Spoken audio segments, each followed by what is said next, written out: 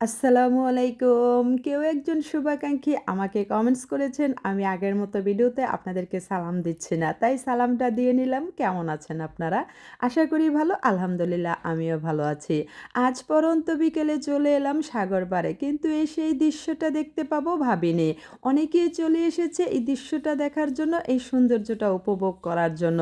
কেননা এই সৌন্দর্যটা চায় সবাই উপভোগ করতে। কিন্তু আমি যখনই এই দৃশ্যটা দেখি সূর্য ডোবার আমার মনে পড়ে যায় আমার নিজের কথা। কেননা একদিন আমার জীবনের সূর্যটা এভাবে ডুবে যাবে। চলে যেতে হবে সব আনন্দ হৈ হুল্লার রেখে। ডুবে যাবে জীবনের সমস্ত কিছু।